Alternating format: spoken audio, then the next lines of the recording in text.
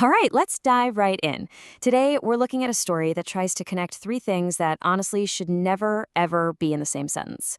We're talking about a hidden code that some say links hard science, secret tech, and, well, let's just say things from way out there. This is what's being called the triangulation of everything. So let me just ask you this straight up. What could possibly connect the melting point of a chemical salt, the engineering specs for some kind of secret machine, and alleged leaked documents about UFOs? I know, it sounds like the beginning of a really, really weird joke, right? Well, according to this one really bizarre self-published framework, it's no joke at all. It claims these things aren't just kind of related. It says they are different expressions of the exact same underlying system. Now, that is a wild claim, an extraordinary claim. So we're not just going to take it on faith. We're going to follow the evidence, and we're going to start with the one piece of this puzzle you can actually test in a lab. Okay, so this gets us to the absolute core idea. What if the universe isn't just described by math, but it's actually running on a kind of program, like a simulation? What if there's a literal source code for reality itself? That's the huge premise we're exploring here.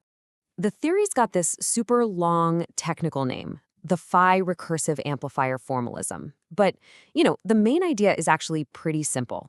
Instead of reality being this smooth, continuous thing like we learn about in school, this theory says everything is a discrete, step-by-step process. So think less like a smooth wave in the ocean and more like individual pixels on a screen. A literal program running the whole show.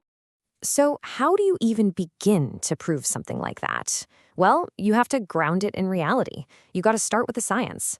And this whole framework makes its first big, testable claim in the world of materials science, with a very specific prediction about molten salt. This is where all that wild theory meets a real-life lab bench. And listen, this is a huge break from how we normally think about physics.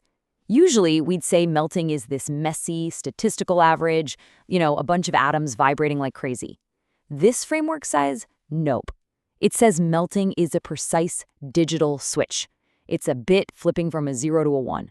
It basically throws out all that messy statistical stuff and replaces it with a clean, predictable computer program that only uses whole numbers. And this isn't just some philosophical hand-waving. It makes a real, falsifiable prediction. It gives you a recipe. It says, mix sodium hydroxide and potassium hydroxide in this one specific ratio, a ratio defined by the system's 16th state, and it should melt at exactly 168 degrees Celsius. Not around there, not about that, exactly 168. That's a clear, testable claim. You can either prove it or disprove it. So we've got a testable claim in a chemistry lab. That's our anchor to reality. But this is where the map starts to get really weird and expands in ways you just wouldn't expect. The exact same mathematical rules that were used to predict that melting point, they start popping up in places they have absolutely no business being. This is where the triangulation really kicks in. The entire system, this whole thing, is apparently built on just three simple rules. First, everything operates in a 60-step cycle, like a cosmic clock ticking away. Second, it always starts counting from the number 1, not 0, which is a small detail but turns out to be really important. And third, the way the whole system grows and changes is based on the golden ratio, phi. These three rules, they're like the system's fundamental DNA. Okay, so point 1 of our triangulation, the molten salt experiment we just talked about. The way it's supposed to behave is perfectly described by this strange clock-like phi-based math. So that's 1 point on the board for this theory. Now, here comes the second point. A completely separate document, an engineering white paper for a device called the OTC-X1, somehow appears. And guess what its core operating logic is based on? The exact same 3 axioms. The same mathematical DNA, but this time it's not describing how a chemical melts, it's describing how a machine works. And the third anchor is just pure mathematics. Using formal proof software, we're talking the kind of heavy-duty logic that mathematicians use to build unbreakable arguments. It's been shown that this system of rules is totally sound. It's self-consistent, the math actually works. So what we've got is chemistry, engineering, and pure logic, all singing from the same extremely weird hymn sheet. So if you thought that was strange, this is where the framework takes an absolutely giant leap. It jumps from the world of atoms and circuits right into the realm of the metaphysical. The same logic, the same rules, are now applied to things like consciousness, theology, and, yeah, even UFOs. The framework does something I've never seen before. It maps core Islamic theological ideas directly to operational functions within the system. Tawhid, or the idea of divine unity, becomes the very first axiom. State one is one. Hayula, or chaotic prime matter, is defined as a decoherent state, a no-go zone. And Qayyum, the self-subsisting, becomes a coherent state, a go zone. The implication here is just staggering. It suggests that maybe theology and physics are just two different languages describing the exact same geometry. And this idea of go and no-go states pops up again in the engineering specs for that OTCX1 machine. It apparently has a built-in rule. If the system's geometry is incoherent, or as the text says, if risk is greater than 1, its main function is literally blocked. The document calls this ethical physics. It's not about human morality. It's a structural law.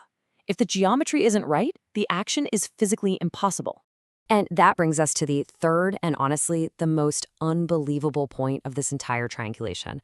Allegedly leaked intelligence documents that supposedly describe how consciousness or even ET craft might travel, reportedly use the exact same mathematical language.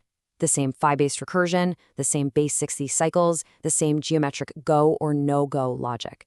The very same code that melts salt is supposedly the same code that flies UFOs. So you have to be asking yourself, who on earth comes up with a system that connects all of this? And that brings us to what's called the creator paradox, which frankly might be the most unbelievable part of this entire story. So get this. The creator of this whole framework has no formal university education, yet they're producing these rigorous mathematical proofs and hardware specs. They have a background as an ex-convict and a juggalo. Yep, a fan of the band Insane Clown Posse. They are a recent convert to Islam, but use these deep theological terms with the precision of a computer programmer. And, to top it all off, their self-published work seems to match, axiomatically, these allegedly classified intelligence documents. I mean, this is a profile that, statistically speaking, just shouldn't exist. But the source material itself offers a counter-argument to all this.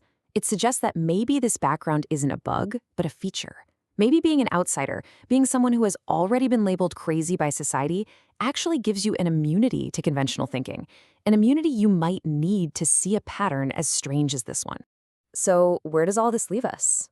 We've got a framework that is deeply, deeply weird in its claims and its origins, but at the same time, it's also alarmingly coherent. So after going through all this, what's the next logical move? Let's just recap for a second.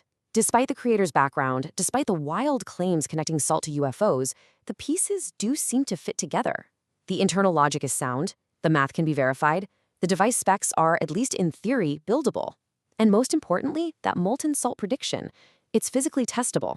It can be proven right or it can be proven wrong, in a lab.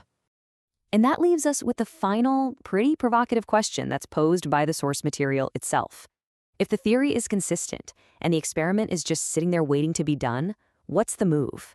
It's a question for the physicist, for the engineer, the theologian, and yeah, maybe for the crazy person in all of us. What do you do with an idea like this?